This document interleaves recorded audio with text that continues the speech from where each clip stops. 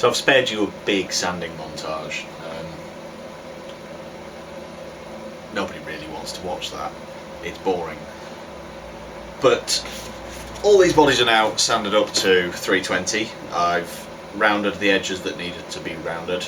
It just means that when the finish gets sprayed, it's not going to pull back from a sharp edge. So it'll follow the round and roll over into it and not buff through quite as easily. There are a couple of things left to do before I can glue the necks into these. One of them is drill the last holes. I didn't have any of my strap locks to double check the depths and sizes, which I've done enough of them by now I should remember, but I never do. And I also haven't drilled for the jack socket because I didn't have the jack socket I was using, but I do now. So I need to drill those. The most important thing that I need to do is check that the bridge is going to be at the right height on each one of these, because if it's not, then it's a bit kind of pointless. It's not really a functional guitar. So what I need to check the bridge height is the body and the neck. And I'm sure I've done a video where I kind of showed a bit of this before, but the easiest way to do it is to get the neck sat in the pocket where it's going to be.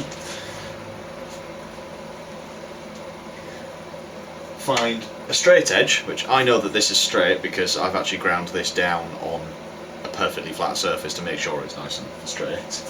You can buy pre-ground straight edges, but where's the fun in that? And then if you know the bridge that you're using, you know what distance you need between the top of the frets and the body itself. So the bridge I'm using is the Goto 510 wraparound bridge, which I believe at the E strings is what's about 14mm height to the body, and which means about 16mm in the middle is about right. So to do that and check that, you need to make sure your neck is firmly set in where it's going to be. And if you zero calipers are a really good thing to have. Zero the calipers on the thickness of your straight edge, and then zero them again because I didn't do it right the first time. If you make sure that the neck is properly in place, you can lay the straight edge over there, and knowing where the bridge is going to be,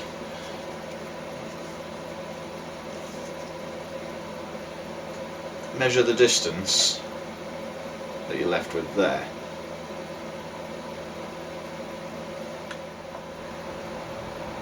So that is 12mm, which obviously I need to get to 16, which this isn't. So what I need to do is change the angle that this sits in here. I could do that in a couple of ways. I could angle the neck pocket, I could put shims in, but I don't want to do that. That's not really best practice. What I need to do is get a flat sanding block and shave down the heel itself to get the right angle. And I'll need to do that for all three of them. So the best way to do it is to do each one at a time until you've got the angle right,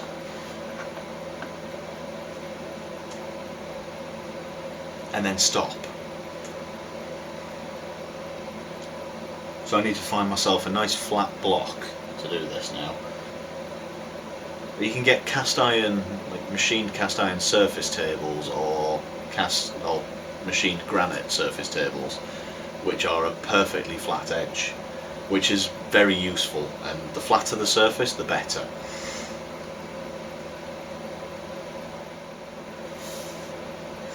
Although I might do that a little bit later because I've got some holes to drill.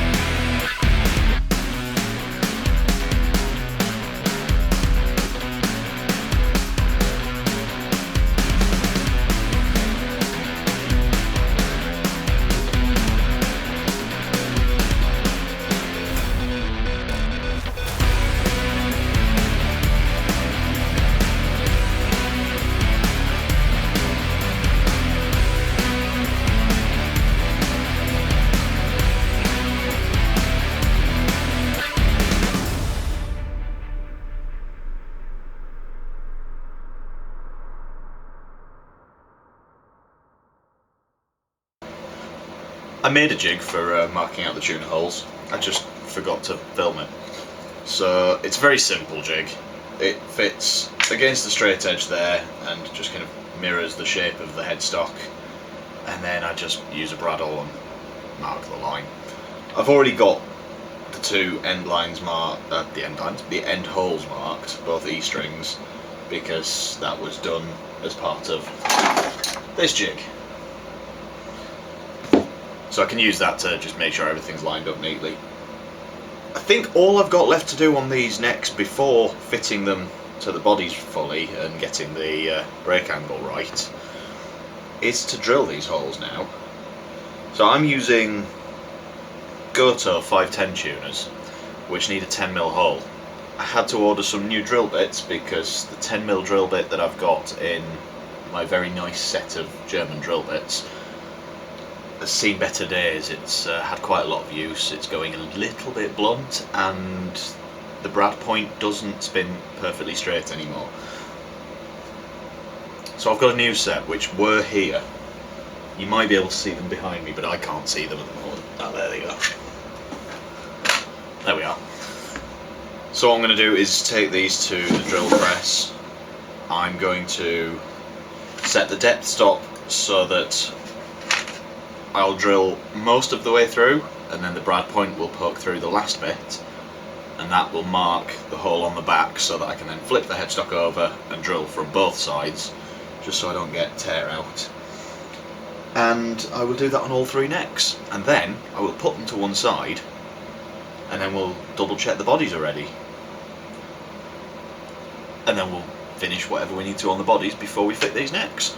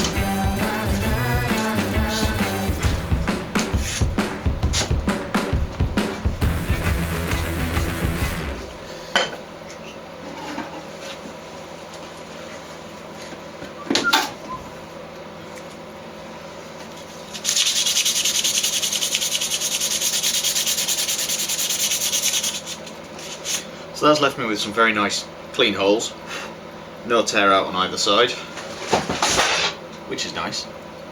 I don't know what fell over. Probably should investigate at some point, but I might not. But yeah, that's tuner holes are sorted. I've just got a little bit of cleaning up to do around where putting it on the drill press has marked the headstock face. Once that's done, we shall fit the necks to the bodies.